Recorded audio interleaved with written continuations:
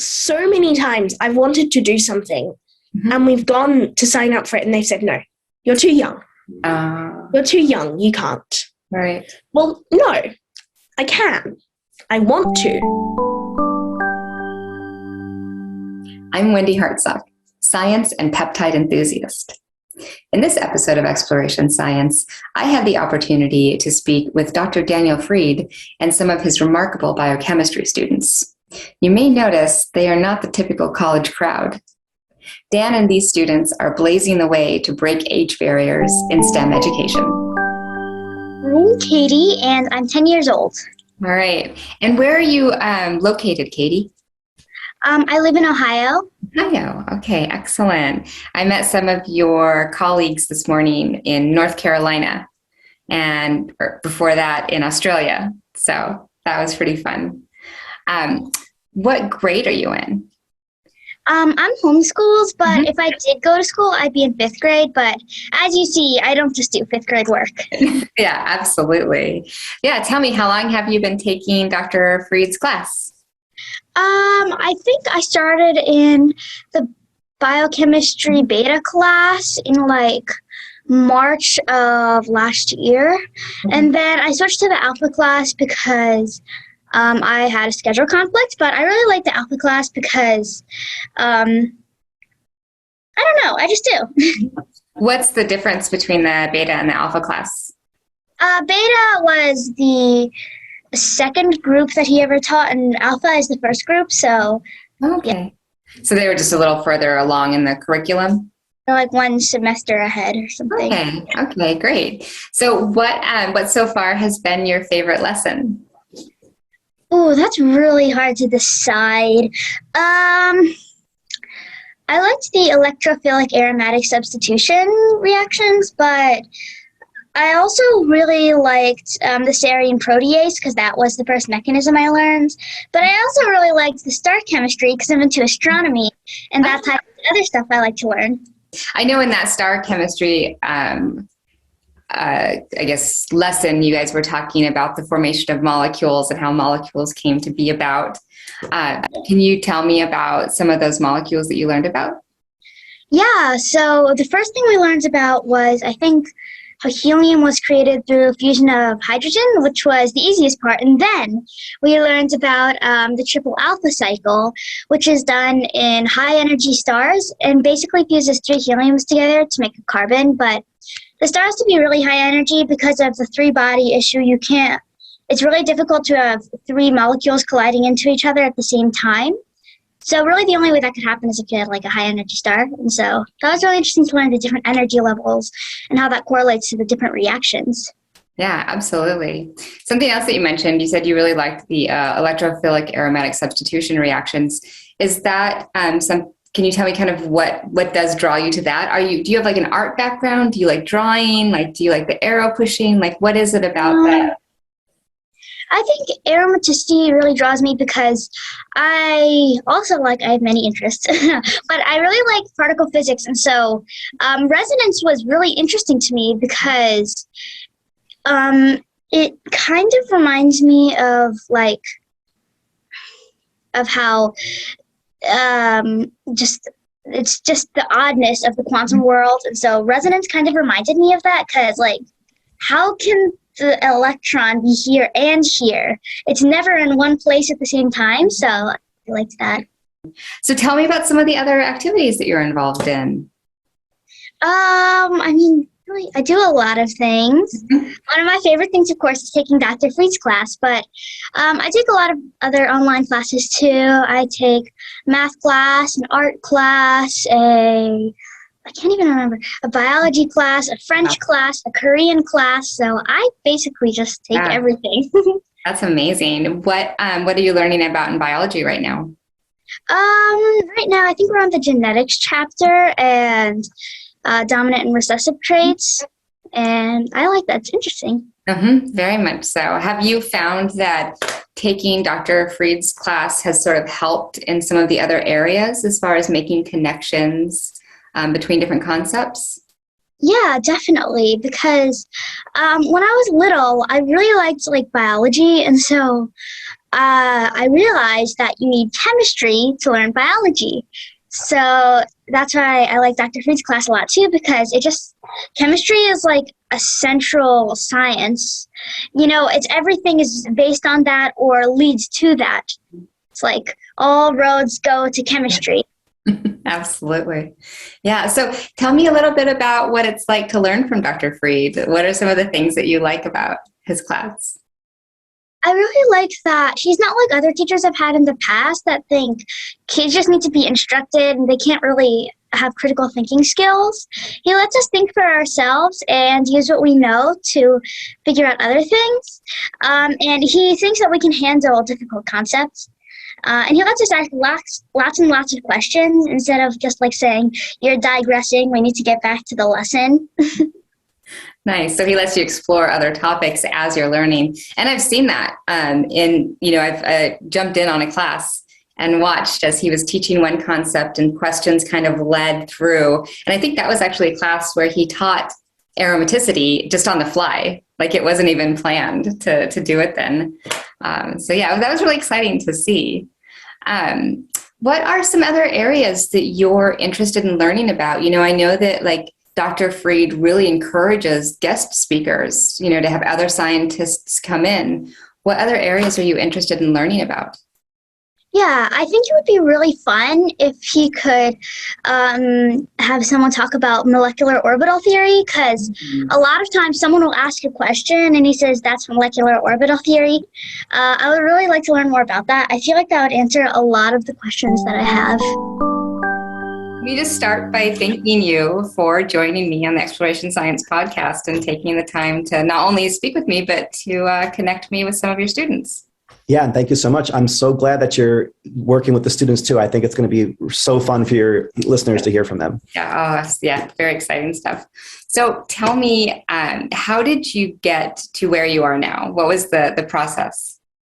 Okay, so right now I'm here to talk about Biochemistry Literacy for Kids, which is a program that I developed, kind of a large course that adapts college-level science, particularly biochemistry and organic chemistry. It adapts it for a much younger audience. We have kids in the program from 7, 8, 9 years old that are working on these topics that are really seen as elite subjects that you have to really be a 25-year-old graduate student to be working on. We have kids working on them as starting from 8 years old, 7 years old, and this is normal for them. This is like what school is for them. This is what their homeschool experience is. For the kids that are doing this in public schools, this is what their science class is. So it's like a paradigm shift, and that's the whole point of this program. When I started it at Yale, I wanted to really like radically challenge what people thought was possible from young kids. Like as a kid, I always felt that more was possible. But sometimes when I would talk to people, they like kind of wouldn't believe me, or they'd say, oh, you're just a very fast learner, which I know I'm not actually.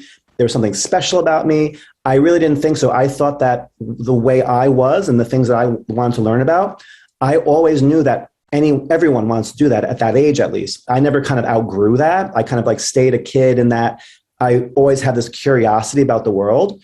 And I knew that I could reach kids this way because I knew that they thought the same way as me. So that's what the program, that's where it came from, trying to bridge that gap between, what science is doing right now, things I learned in grad school, and the, what's possible from young kids, because their minds are so open. Why not close that gap and allow kids to learn what they really want to learn? Yeah.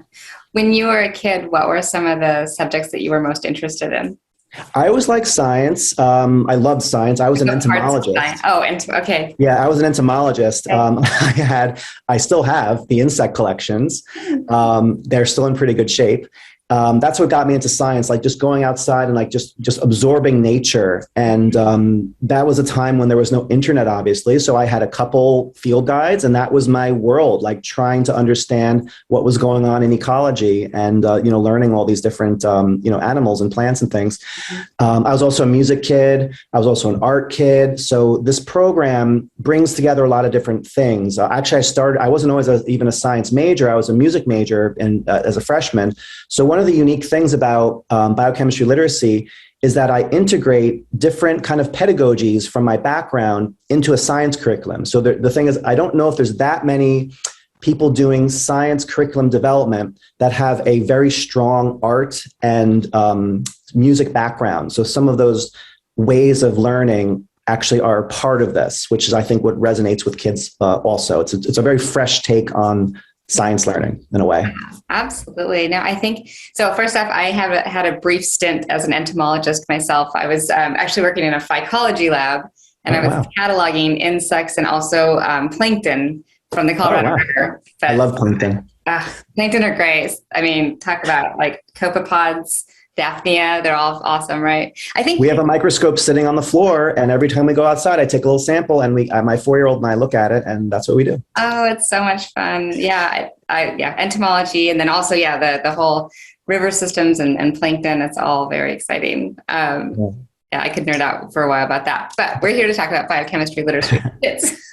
So one thing actually, to your point of someone who likes art and music and sort of things that are like kinetic in nature, right? So I think one of the things that I really appreciate about your program is the use of models. And I wonder if the amount of effort you put into that has to do with that sort of artistic background. Yeah, everyone works hard at their jobs, obviously, but when you're painting or sculpting or practicing, you are sitting by yourself doing something like really, really intensively just for ages. Yeah. So that's kind of it. You need to be kind of obsessive to be that kind of person. So that's what these courses are. So yeah, there's the modeling part of it where the kids are actively building things, and that's what kind of catches people's eye about it. But there's also the creation of the lessons themselves, the visualizations.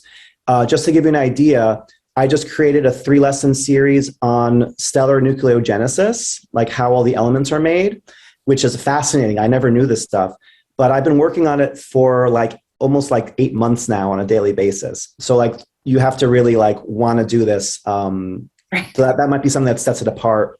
And it's very beautiful. It's very colorful, and it's kind of organized. So it's very that's where the artistic side is coming into. So we, it's a multidisciplinary approach to learning, and it's very kind of an outlier for the normal education world, which is one of the tensions with the project, is that I'm kind of doing my own thing with it, which makes it unique, but also there's some tension with other things when you do that. Sure. Yeah. I mean, I think, when you're up against a conservative mindset, that is what will happen. And it's interesting how, really across science, we see this conservatism. I've been talking a lot with people at Enzatag and RLS Bio, where they have, proteins and enzymes that can be utilized to do chemistry. But it's getting that conservative mindset that a chemist can go to the bench and just use an enzyme instead of chemicals, or organizations can implement these technologies, and even greening peptide chemistry. That's another one where you hear the word conservatism used a lot, where it's you've got to just get over that barrier, and then people can see the utility in all of this. So it's very interesting. And I love listening to those. Listening to those sessions that you did, and I felt the same way, that people trying to do something new, and that's obviously better. But you're always going to have this problem. It's just what comes with the territory there. Right. Absolutely. Something else that I thought of when I was, I had already met with a couple of students, and when you're describing your course, there's a place in Colorado where they do, it's called Anatomy in Clay, where they'll take a plastic skull, and then you'll take clay and build the muscles of the face to learn. Wow. And they do that with kids in elementary schools. So these kids know all of the muscles of the face or of the entire body. So I want to do that. Honestly, it's something I suggest that everyone do. And you can look it up. I'm sure they must have locations all around. And it's a nonprofit, so it's also something worth supporting. But there's something to what you're saying, that children have the capacity to take on so much information, and we know this from language and from other areas. So why science would be sort of kicked to the curb is sure. I mean, what do you think? I know there's the conservatism, but what else is going on there?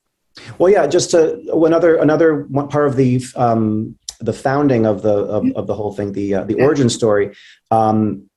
this all started, actually, the idea of this started not from can I make a science curriculum, but it was more of like a human potential issue, just something I was kind of thinking about and worried about. Like, can people do more than what we think that they can do? And if people, I always talk about this when I mention the beginning of the project. Betty Edwards is a pretty famous art educator. She's based in California. She's been around for a while, and she has this great book called Drawing on the Right Side of the Brain. And if you look at some of these beautiful before and after drawings, you'll see the person, kind of drawing a very juvenile portrait of something, of self-portrait. And then after her class, it's like a lot better. It's like really nice, actually, after just a few sessions. And that actually inspired me to like see if I could do that with kids, because there was usually adults from her book. I wanted to see if I could be the art teacher and do that. So that was actually the first class that I did at Yale when I was beginning this idea, where I kind of rented out a room in the Peabody Museum. And I just did these art classes. And yeah, her method could apply to kids even more than I was expecting. And then I kind of morphed into, I took a lot of those kids, the same kids actually, and then started to apply some of my very formative ideas, my very like embryonic ideas to science learning. And yeah, we were trying to get this beautiful before and after of kids coming in with a really not much background, but then kind of catapulting them to this learning about what I was doing in Alana Shepherd's lab, in peptide chemistry and things like that. So that's important too. Absolutely. So you started this program, was it officially in 2019? Like when did you launch it? Like when I was in grad school, so that would have been like 2010 or 2011. That was when I like did the first work on it. Okay. I had a really great friend who he heard about what I was doing. He got me into New Haven schools. I did some pilot classes in classrooms, after I did my little experimental work. So it was in schools a little bit back then. Then I went to my postdoc, so nothing happened during my postdoc. But then when I came back and I became a professor, I was able to kind of leverage what I was doing, and because I was a professor now, I wasn't some weird grad student, and I could sort of get some work done in schools and get people to pay a little bit more attention to me. So it kind of grew slowly from that time. What were the biggest surprises as you started implementing this? And I just mean like maybe what the kids could do, but just in general, where you were like, oh, okay, that's how this is going to happen. So I'm always surprised by how fast the kids can do this and like how well it works. I'm just still, I'm becoming less shocked because I've done it like hundreds of times now, but it is still shocking to me when I see kids pick it up and how interested in and how desperate they are to learn this, and how similar of a mind that adults can have to kids when we allow the kids to do this, because we're preventing them. Like, that's all we're doing. If we don't give this to them, we're preventing them from achieving this thing. So that's been amazing. What else? Unfortunately, on the negative side, I have been very amazed by how hard this has been to do from like an institutional level, like trying to get schools and maybe other funding organizations or other people that should care about this. It's a lot harder than anyone could have imagined. We have a lot of traction in homeschool. So right now, the program is really thriving as a homeschool program. So that's a direct-to-consumer model right there. So the parents will go to the website, they'll say, oh, this looks interesting, and then they'll subscribe. I don't have to, do a lot of bureaucracy, which I don't have time for. But I really love it when schools do it. It's just a little bit more rare to have a school do it. But I would love maybe someone listening, they're intrigued by this, like maybe think about if this could be done in more schools, because it is done in schools. It's done district-wide. It's done in public schools, private schools, every level. So we've kind of proved the concept that it works, and teachers can do it, and teachers like it, and the kids like it. It's just a matter of getting more people to, believe in it. Yeah. So yeah, you did have some schools that had already signed up for it, and they're still doing it. It's a continuing effort. Yeah. We have, there's one school right near here. There's a school in Summit, New Jersey that it's being done in, I think, 4th and 5th grade. And they put some on Instagram all the time. It's amazing. I mean, part of what I'm doing, it's, I'm teaching kids, I'm allowing them to become college students right away, but I'm also teaching their teachers to become professors. Mm-hmm. So that's actually a surprise to me too. Like, how inspiring is it that someone with not a lot of chemistry, it's easy. I mean, for someone who took a PhD in chemistry, it's easy for me to teach chemistry in a way, but for someone who doesn't have that background, to be motivated and to like kind of like want that challenge and then execute it, that's amazing to me. And we have teachers that can do that. And that's probably one of the number one inspiring things. Because I already know about the kids. The kids I've been working with for a long time, but now we're seeing some adults like really do it, and it's great. I love that. Amazing. Yeah.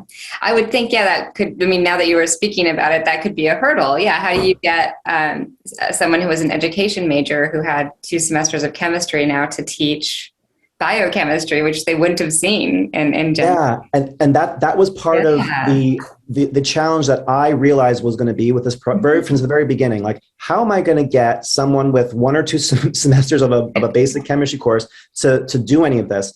Yeah. So that's what I always have in mind. Like, as I'm making these lessons and thinking about how they're executed, is this is going to be done by someone who's not like me, and I need to make it so that it's just a joy and so easy for them to learn.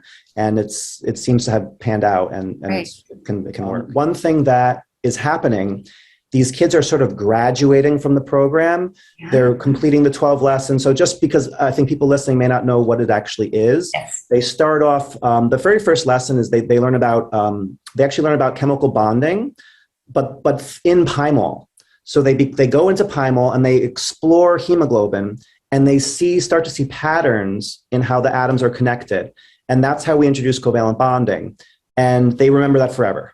Okay, I've come back to schools 2 years later. They still remember that nitrogens make 3 bonds. Like, they still remember. That's amazing. It's a very durable knowledge. Yes.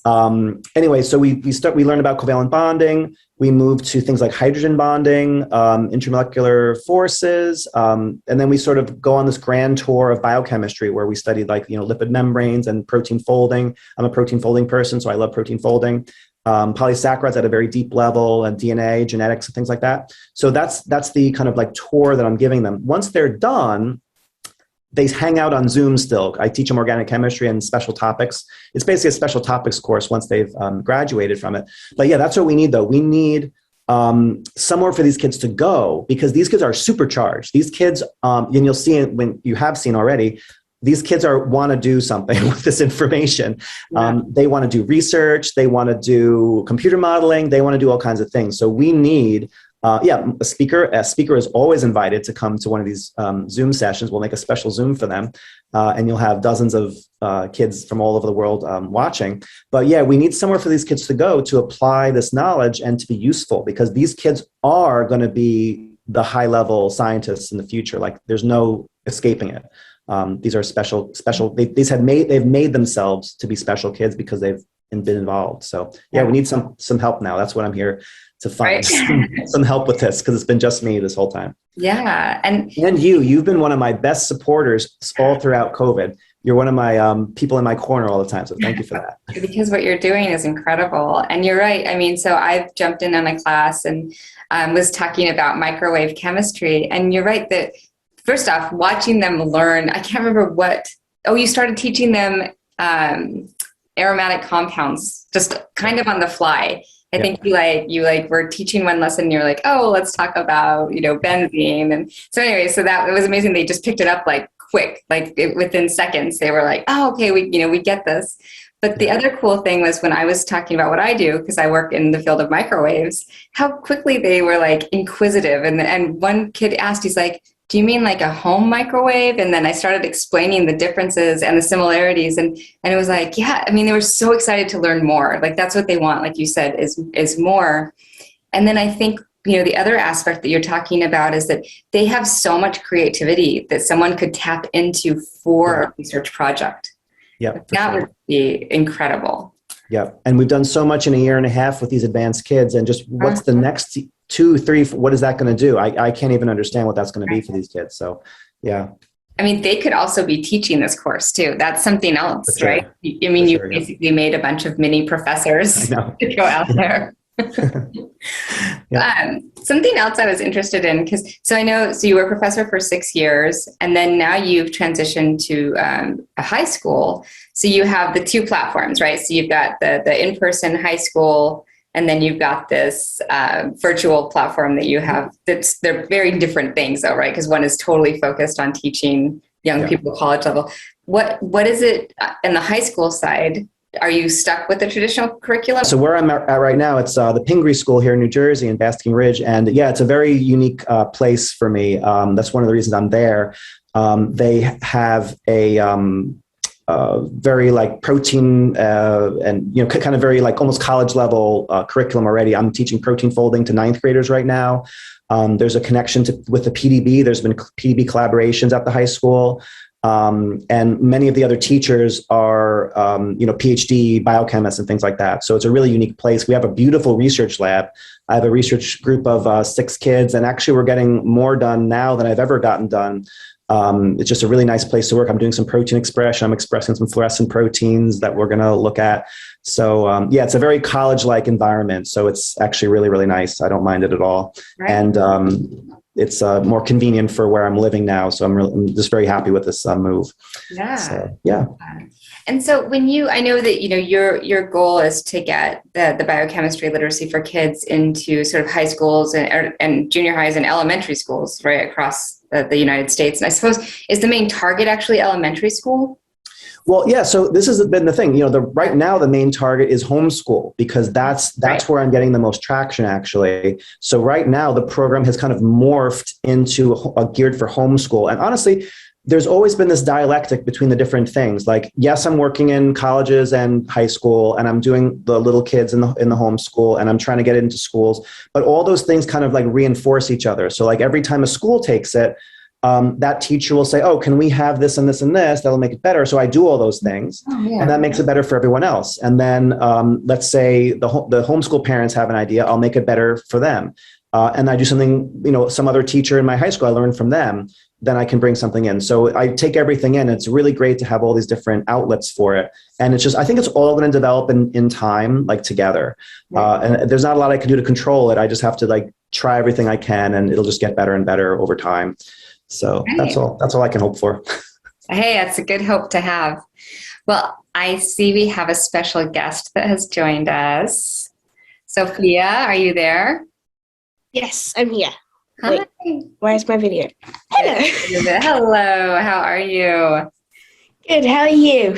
I'm doing great. Yes, we've just been talking about the course and all of the excitement that Dr. Freed has felt working with you and the other kids.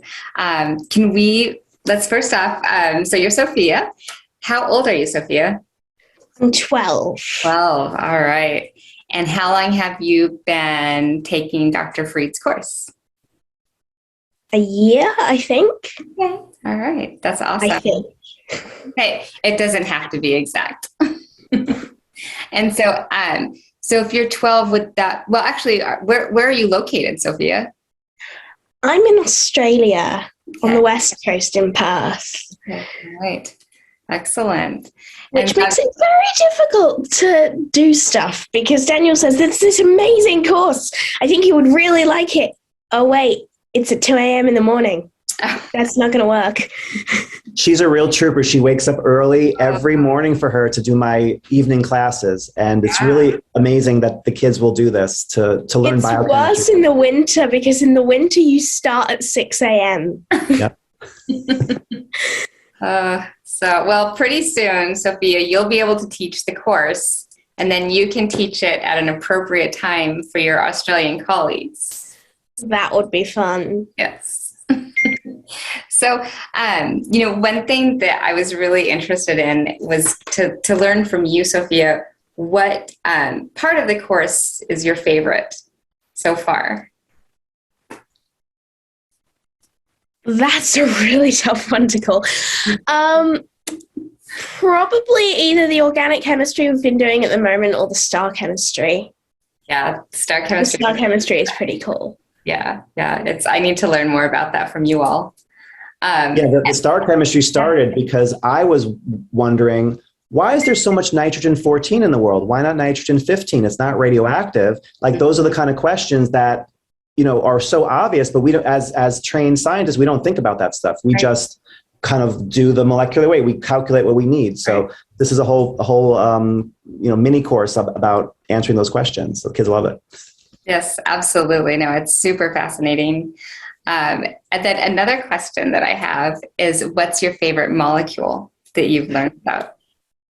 I have a lot. Okay, that's fine. Tell me your favorites. My third favorite is titanium because of its medical uses. And I was going to say that one because it's a nice, sensible answer. But actually, my favorite is neon just because it glows. Okay, all right. I like that. What? Tell me some of the medical uses of titanium. Titanium is used in a lot of things. If you get a really bad breakage, they can use a titanium plate in your arm or leg to fix the bone. They're also used in replacements, hip replacements, knee replacements, elbow replacements. Oh, wow. Okay.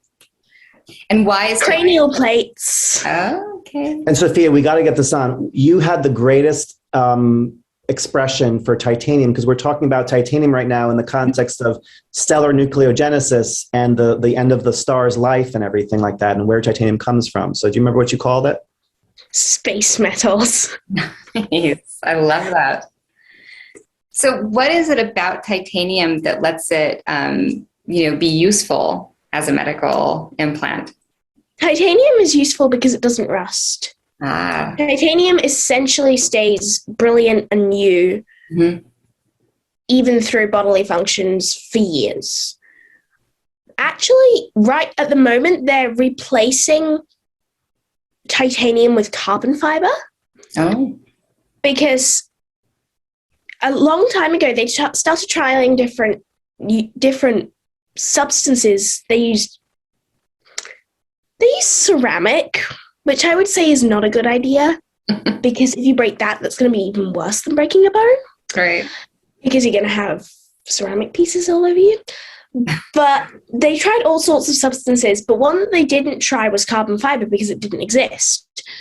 But now they're using carbon fiber as the ball and titanium as the cup, which reduces the chance of it sticking and causing the same problem as the joint you took out.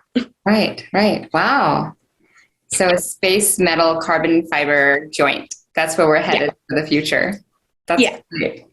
So, obviously you have some interest in healthcare. What have you thought about what your career might be? Since I was 3, I've wanted to be an obstetrician. Wow. And my mum constantly asks me if it's going to change. I constantly say no. And would you want to do, you could do obstetrics, but you could also do the research side of that. Is that something you're thinking of now? I would, if the obstetrics career doesn't work out, I would really love to work with electron microscopes. Okay. Because electron microscopes are awesome. Okay, tell me about it. Basically, an electron microscope is a super strong microscope that can see individual electrons. And then they can use computer programs to replicate what those electrons are doing in real life. And that, because you add something to a base and it can change. And they don't know why it changes, it just does. But with an electron microscope, you can perform that reaction underneath the electron microscope and then see how it changes and make sense of that. So you can create really helpful compounds that you think are definitely going to work, and then they don't work because the molecule changes and all of a sudden it doesn't do what you thought it was going to do.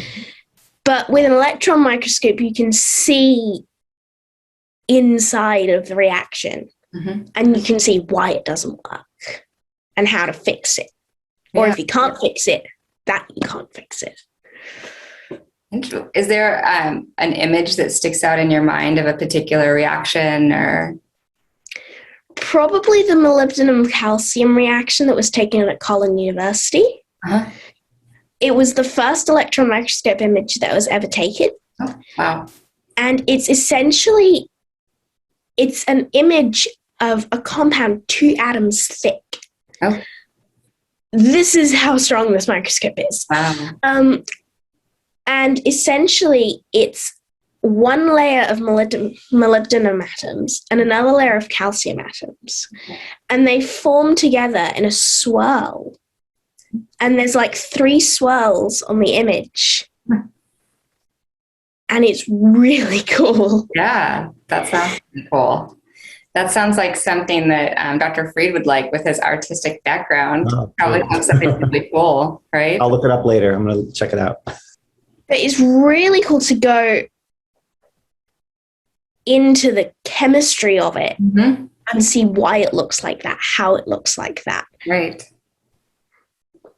Yeah, I agree. I think, for me, I started out as a biologist. I wanted to be a veterinarian, actually. Like my whole life, I was like, I want to be a veterinarian. And then I took just Biology 100 in college and was like, oh, wait, field biology looks like so much fun. So I was like, I'm going to be a field biologist. I actually hated chemistry, by the way. But then when I got to organic chemistry, I was like, oh, okay, wait a minute. This is interesting. I like this arrow pushing. I like figuring out exactly what you're talking about, Sophia, why things are happening. Because biology is amazing. I love biology still, but it is so neat to think about why is a protein doing what it's doing. And it's because of the chemical reactions. And I have to say that Sophia is one of our star organic chemists. She's always the first one to try the arrow and figure out where the nucleophile is and where it's going and things like that. She can always be counted on for that. So I think you really like the arrow. I usually get it wrong, though. Well, you always know where the connection is going to go, and you're still learning. I mean, we just started this, very recently. So, but you're doing a great job. It's that's one of the things, Wendy, that I would say that as far as what's impressive is those new areas that we're kind of charting out, like for the first time. Like, can kids now do organic chemistry? Because I know they can do structural biology. I know they can do that kind of stuff, but like seeing them, try arrow pushing and like seeing that it makes sense to them, like that's really amazing for me to see that. Love that. Yeah. Dr. Freed's teaching style is awesome, just as a general thing, because it's so much more fun than just sitting and watching something and just watching it and taking away information that you don't really retain properly. Mm-hmm. But I think the best thing about it probably is that it's an inclusive policy. Like in the class that I'm in, we have, how old is Rex? Is he 8? He's got to be, no, I think he's younger than that. I think he's got to be like 6 or 7 or something. Yeah, maybe when he started. Yeah. So we have like 6 or 7-year-olds. And so many times I've wanted to do something and we've gone to sign up for it and they've said, no, you're too young. You're too young. You can't. Right. Well, no, I can. I want to. Yeah. Let me on. No, you're too young. But the thing is that Daniel doesn't do that. We have 6-year-olds and 7-year-olds that are really smart and doing the stuff because they're allowed to, because they can. And yeah, before, so I couldn't imagine turning a kid away from my class. Even if if parents want to send their 4-year-old, I would be like, okay, maybe, but you could come if you want. But I would never say no. And yeah, that's where the whole program comes from. It comes from like, let's challenge what people think is possible. And if someone wants to do it, like, let's see if they can do it. And let's see if I can help them do it. That's really the onus is on me to, the burden's on me to help them. Absolutely. Speaking of, hey, Sophia, what is something that you haven't learned yet, but that you would like to learn about? Anything. There is no specific topic that I want to learn about. I would love to do biology, but I am aware that that's not Daniel's specific field. We've started asking questions in class. And it's been really funny because we've asked this question and Daniel's gone, that's an amazing question. I'm not a nuclear biologist. That's great. Yeah. I mean, it's good for him to be able to say that too, right? I don't know. I think that's something that's really important to learn in life. It's okay to say, I don't know. And then you can follow up. And I think the kids can also the more you know, the more you realize you don't know. And these kids know a lot. So they know what they don't know. Most kids don't know what they don't know. Most kids think they know everything. But these are a very sophisticated level of kids now. And they can realize, oh, this is something I don't know yet. Let's explore that thing. And let's like honestly realize that that's something I want to do. And that's something that's where the whole program comes from. Like I knew that I didn't know nuclear stellar chemistry. So I wanted to do that. So I made it. It took a long time, but we made it. And now everyone is learning from it. Yes, absolutely. I think that's the other thing is that if if you need to become an expert in something, you can, right? That you can do self-teaching, I think, as adults and as children. I think that, if it's something that you're really passionate about, you can. I was just talking to some folks in artificial intelligence and machine learning earlier before this call. And one of them was, went to school for chemistry and then did computation, but they hadn't learned about machine learning. So they had to just do it on their own. And now they're an expert. I mean, and that's part of their research program. So it's very doable for sure. Yeah. And also coming back to like my graduate school experience for a second, my advisor, Alana Shepherds, what I always felt from like being in her lab was that she was like always willing to like explore something new. And I think a lot of professors are like this, but I just felt for her, she just had this like bravery to just like find some new field and just learn about that. And can we bring that in? And can that be applied to what we're doing? And I take that with me all the time. Like that's how I approach this whole thing. Like what we can, build on things, like bring things in, like go in directions that are uncharted. And can we, use those and leverage them? Mm-hmm. So I still feel like I'm doing a research project, although it's a research project that involves pedagogy and kids, but you have to be sort of daring to make these big jumps and to take these risks and figure out how to get these things done. And that's what I'm hoping the kids see that also. So I'm hoping to transfer that to that generation too. Well, my name is Rose and I'm 14 and I'm in year 9 at school. And John? My name is John. I'm 13 and I'm in 8th grade. Okay, excellent. All right. And how long have you both been partaking in Dr. Freed's class? This is my first year, but I've really liked it so far. Awesome. That's great. What do you like most about it? I like how Dr. Freed is able to teach kids about advanced concepts with this class easily. What are your sort of favorite? Oh, sorry. Keep going. I like how he's taught me with it. What are your favorite maybe reactions that you've covered so far? I really like the star chemistry thing that he just covered with the last few lessons. Okay. Can you tell me a little bit about that? Where like through different processes, stars make elements that then made us. Nice. Yeah, I just saw an article out actually about amino acids and chirality. Have you guys talked about that? Yeah, we have talked about that stuff. Mm-hmm.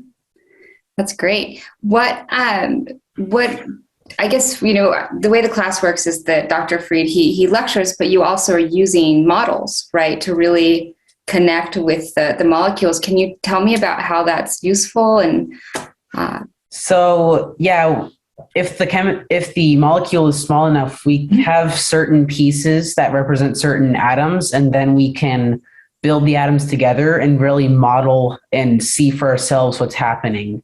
Yeah. It's really useful sometimes. Great. Welcome back, Rose. Sorry, the internet just disconnected. No worries at all. I was just asking John about what he really liked about Dr. Freed's class and how long he'd been taking it. So how long have you actually been taking Dr. Freed's biochemistry class? Well, I've been taking it for 4 years now. 4 years. Wow. Okay. So you started when you were 10 years old? I started in 2019 when he first started the Zoom meetings from his course, and then just advanced on, just kept going. Yeah. What's your favorite part of the course? Maybe what's your favorite lesson and favorite molecule? Oh, that's a hard question because I have a lot of favorite molecules. That's fine. You can list several. Probably my most favorite would have to be DNA. Okay. And my favorite part of the course, I can't pick that. That's too hard to pick. That's all right. John and I were talking about the star chemistry. That was good. That was really enjoyable learning where nitrogen, carbon, and that came from. Tell me about it a little bit. Well, so he was showing us about stars and how they started burning out and how you got carbon burning, nitrogen burning, neon burning and all that stuff, and how you got certain molecules come from that, from magnesium. Two carbons come fused together, burning, and it makes a magnesium 16, and then goes on and on. It's really interesting. Yeah. Yeah. So what is it about DNA that you really like? Oh, I like how it's so important to life and how it makes certain proteins for our body to help us live. It's just really fascinating. Was it you, John, that you had said that you wanted to learn more, or was it, John, about toxins and materials science? Yeah, those sound really interesting. Okay, yeah. Have you looked at like marine toxins, and what area of toxins are you interested in? I honestly think it sounds cool, but I think the only real toxin that I've learned of is the calicheamycin, what it can do to DNA. Oh, tell me about it. So, like, has this weird trigger and warhead situation where when the trigger is released and it modifies the warhead, which is kind of a weird triple bonded carbon thing, it creates a benzene diradical, and then it destroys the DNA around it. It can be really harmful. So John, I guess I'm curious to know more about kind of how you even found out about Dr. Freed's class. So when I started being homeschooled in 6th grade, I had seen the periodic table somewhere once, and I wanted to learn more about that, and it just turned into me getting more and more involved in chemistry, and then it became this year. Yeah. And I'm really glad. Yeah, I also like that. How about you, Rose? You're in Australia? Yes, in Australia. Yeah. Well, I've been homeschooling for my whole life, and I've been really interested in science. And Mum found Dr. Fried's class online, and she just said, let's try it. And I fell in love with it. It's just so fascinating. Yeah. Okay, so what should we do? Well, I would like to know, Hanson, how old are you? I am 7. 7. Turning 8 in June. Ooh, that's coming up quick. Late June. All right. Yeah, that's coming fast. And Akshay, how old are you? I'm 11 years old, and my birthday is coming up in May 3rd. Oh, yours is coming up really fast. All right. Well, pre-happy birthday to both of you. Thank you. Akshay, how long have you been in Dr. Freed's class? 1 year to 2 years. Okay. All right. Pretty long time. How about you, Hanson? How long have you been going? Probably about 1 year. 1 year? Okay. Still pretty long time. And what so far is your favorite lesson? I don't really have one. Okay. But as soon as have you heard there's a new lesson coming up? Which one? No. 25. Yeah. So lesson 25 is my favorite, whatever he has so far. It's the star chemistry one.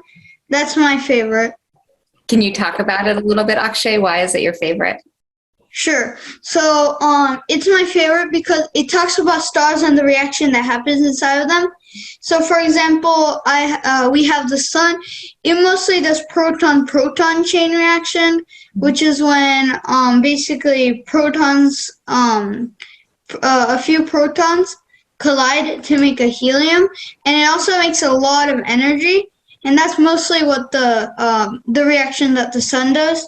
So 4 hydrogens that hit each other at separate times, it couldn't hit each other at the same time because it would be too improbable that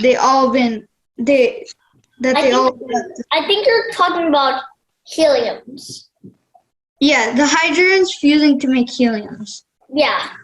So 2 hydrogens collide to make a diproton, and then it releases a positron, to create a neutron and a proton in helium, and then two of those collide to make helium-4.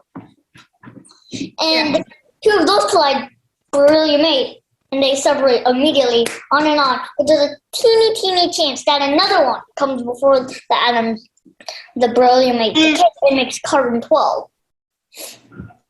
And also the carbon-12 that he's mentioning, that only happens in bigger stars, not in our sun, because the sun isn't massive enough to make carbon. Hanson, do you have a molecule that you like building with the set that you have for class? Is there one that you particularly like to build? Not really, but I do have a collection of molecules that I am interested in. Okay, tell me about them. Here's a hint. The subject of this podcast. Biochemistry? No. Like a little bit. Zoom in a bit more. Focus more. Focus more. Peptides. Yeah.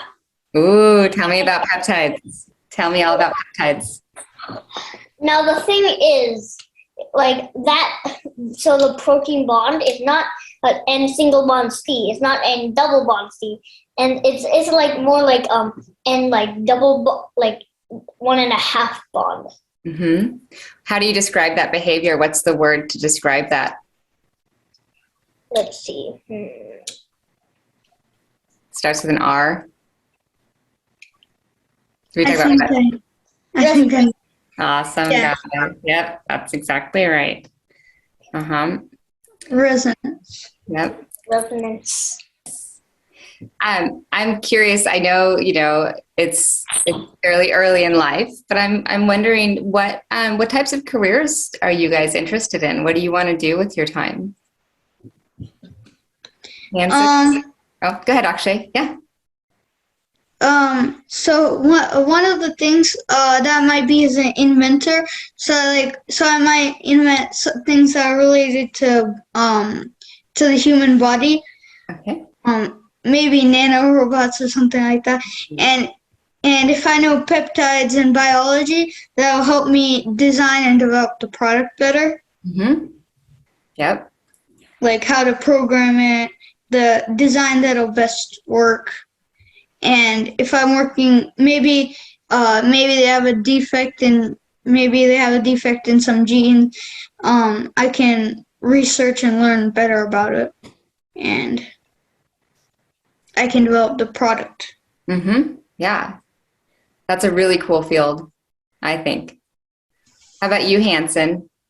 What are you thinking about?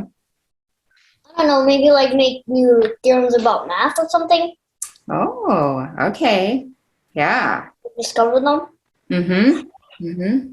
Improve them. Yeah. Yeah. And maybe prove the unproved. Like things that mathematicians believe are postulates or properties or whatever. What other things do you guys want to learn about in Dr. Freed's class? I know that one of the things that he likes to do is actually invite outside speakers to come in, so other scientists. What would you want to learn about? I would like to learn about black holes. Ooh, uh-huh. Because he left us on a cliffhanger. So he already told us how black holes form, but I don't want to know what happens to them. What happens to them? What happens to them? First off, let me just say thank you all for coming to Exploration Science. Yeah, thank you for inviting us. Yeah, thank you. Very excited to learn more about you. Let's start with introductions. On my screen right now, I see Carolyn and Stavro. So Carolyn, why don't we start with you? Tell me how old you are and what grade you're in. I'm 10 and I'm in 4th grade. All right, excellent. And Stavro? And if I'm saying your name incorrectly, correct me. You're saying it good. Okay. I'm Stavro, I'm 12, and I'm in 6th grade. Okay, awesome. And Dylan? My name is Dylan. I'm 12, and I am also in 6th grade. Awesome. All right. Now, Dylan, how long have you been in Dr. Freed's class? A long time. I think it's like going on 2 years now almost. Wow. Okay. Yeah, that is a long time. Year and a half-ish, but Okay. What's the favorite course you've taken so far from him?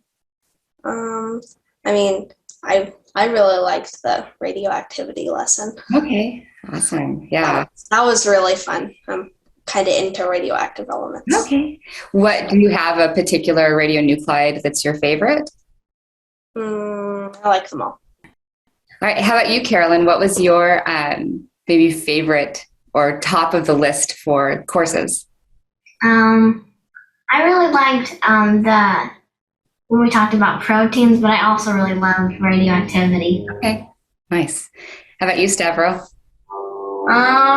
I like radioactivity too. Maybe I also kind of like learning about like the orbitals, like the more complex like shell orbitals. Okay. Yeah. Yeah. Carolyn, you mentioned proteins. What is it about proteins that fascinates you? Pretty much everything. Okay. Uh-huh. Is there a protein of like particular interest where you were like, well, that's a really cool protein? Well, I don't know if I had a particular protein, but I like to learn how they like folded. And if like they misfold, what happens with that? Okay. What does happen with that?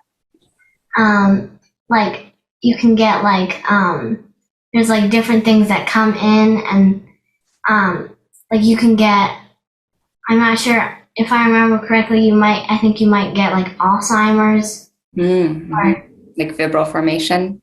Yeah. Did you guys talk about that? All right. Yeah. And Stavro, you mentioned also liking the radiochemistry.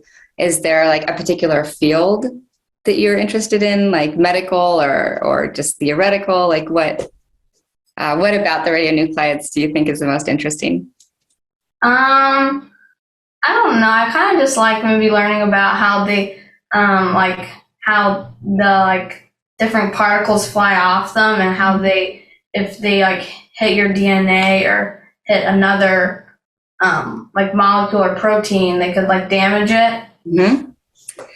Did you guys talk at all about medical applications of radionuclides? no. I don't think we did really. I learned a little bit about it elsewhere, but Oh, what did you learn, Dylan? I mean, I know that they use technetium for some type of medical thing. Not exactly sure what it is. For imaging. Yeah, absolutely. So that could be, is that something that you're all more interested in learning about? Maybe, yeah. Yeah. I think I know a lot, but there's probably more.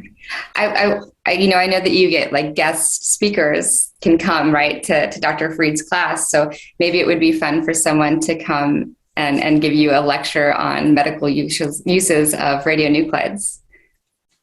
Yeah. I would like that. Okay. All right. Yeah. Mm-hmm. Do you all also partake? I know that, Dr. Freed does some organic chemistry lessons.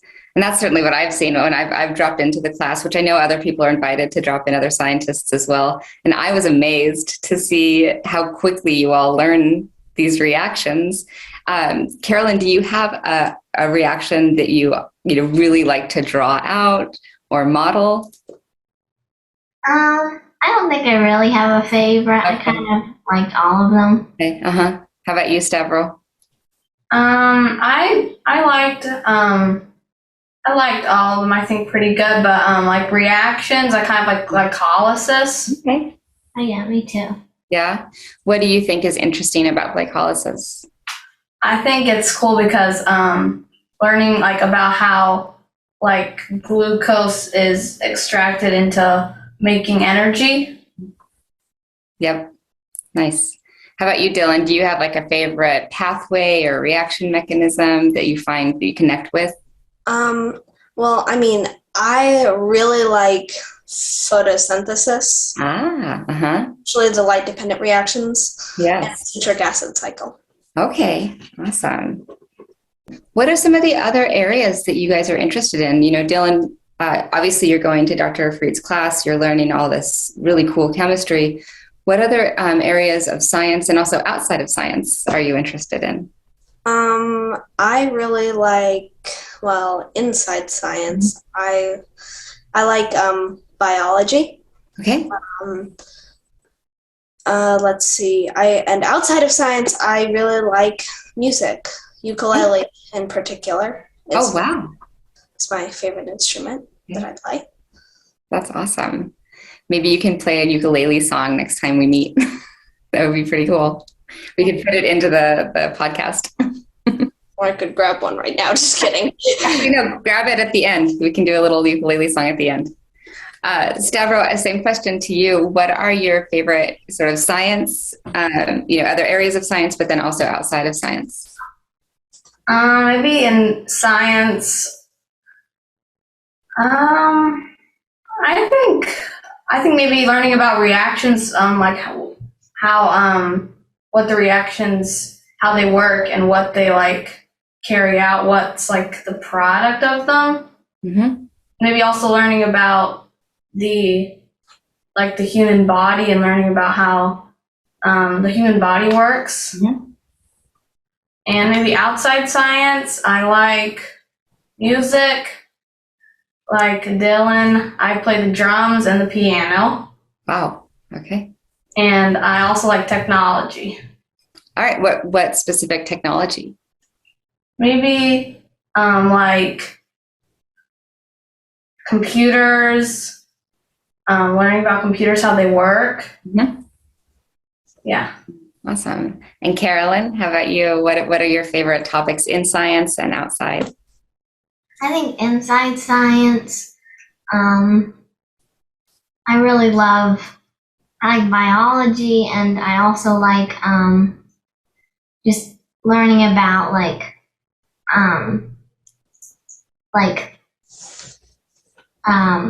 plants, like photosynthesis. I really like learning about that. And then outside science, I also play the ukulele. I play the piano and violin too. And then I also really love dancing and art. Okay. What kind of dancing? I do classical ballet. Wow. All right. And how about art? Do you do your own art, or do you mean looking at art? Yeah, I love to draw and paint. Wow. Very cool. So do you and Dylan ever jam on have a jam ukulele session? Yes. Yeah. Well, once we actually got a bunch of instruments, because my dad's a musician. So, oh, wow. Okay. Well, as a part-time thing. So we have a bunch of instruments. So I got a bunch of ukuleles and drums, and we had a big jam in the backyard. Yeah, we even we call ourselves the joyous squirrels. I love it. The joyous squirrels. That's awesome. Very, very cool. What are some other just areas in general that you think would be fun to have Dr. Freed or someone else talk about? You mentioned human biology. I think it was you, Stavro, who you were talking about human biology. What specific areas, is there a disease you're particularly interested in, or a process like metabolism of molecules in the liver? Is there something that's that sort of stands out in your mind? I don't know really that much about, I don't know. Mm-hmm. There's really one thing I really want to learn about in the human body. Okay. But something else that maybe Dr. Freed would maybe be cool if he could teach is maybe thermodynamics. Okay. Yeah. Nice. I'll take a note. We'll send it his way as a request. How about you, Carolyn? I want to learn more about muscles and all the energy molecules. I know ATP is one of them, but okay, yes. Not sure about all the rest. And then I also ATP. Here's ATP. That's a nice model. Want to learn more about man-made elements and particle accelerators. Ooh, okay, nice. I'm just taking notes right now. Dylan, same question to you. I want to learn about why certain elements and molecules are toxic. Yes. And then something else that Stavro, you showed that model of ATP. Can you talk, just before we go, a little bit about maybe how it helps to have the physical model, but then also I know you all are using PyMol as well. So Stavro, since you're holding that up, can you talk to me a little bit about how making those models helps? So I think Dr. Fried usually encourages drawing or building. I kind of like building more because I can kind of hold it and see it. Okay, yeah. But I like building more. Okay. So I think you're kind of more a drawing person, right? Yeah. Is that right, Carolyn? You like to draw? I mean, if you're an artist and you like to draw, that kind of makes sense. That. Yeah, but also when we do sometimes we do like reactions and like we like switch bonds, and that kind of helps. You can see it in a more way. You can hold it in your hand and you can do it yourself instead of drawing it. Yeah. So I like that part about building more. It's more easy to understand. Yeah, that makes sense. Dylan, do you have a preferred platform for learning? I think I like them all fairly equally, though I'm also a pretty big fan of PyMol. Okay. I got really into building my own models. Nice. Spent a lot of time learning how to build 3D models in PyMol. And wow. I've like 150 of them or something like that. But. Oh, wow. Okay. And in those models, is there a particular molecule that you find has the most fascinating behavior? I'm not sure. It's just there are so many, and a lot of them are so big. It's just because there's this thing called the Protein Data Bank. It's really cool because it has PyMol files for all the proteins. So you don't have to find the sequence and then build the protein that's got like 5,000 residues or something. That's just a big task, yeah. So, you just download it instead. So yeah, those are really cool, but they're just way too big to look at the whole thing. Right, you're not going to build one of your molecular models, physical molecular models. No. Yeah, one time we tried to like download the ribosome. And that was a big mistake because we were in one of Dr. Fried's classes, and he warned us like it's going to crash your computer, and it literally did. So after class, did you ever get it downloaded? We just deleted it. Yeah. I actually did manage to get the ribosome, except it takes. I have a bunch of particular PyMol settings that I like to put every single molecule I get on, except it takes like 10 minutes to process each setting, like add on hydrogens. 10 minutes later, they're still popping up. Oh my gosh, wow. Yeah, and it crashed my computer twice, like putting hydrogens, like making it show hydrogens. Like. Yeah. Wow. All right. Well, a couple things. I want to, number one, thank you all for getting on this. This was amazing. My cheeks hurt from smiling. You're all just really amazing people. And I look forward to seeing what you do as you go through life. But the second thing is, Dylan, why don't you grab that ukulele?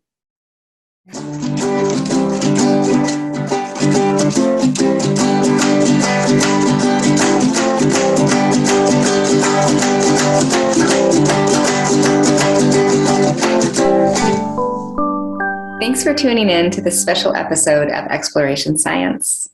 If you want to get involved in the program as a guest lecturer, you can contact Dan using the links in the description. Thanks again for tuning in.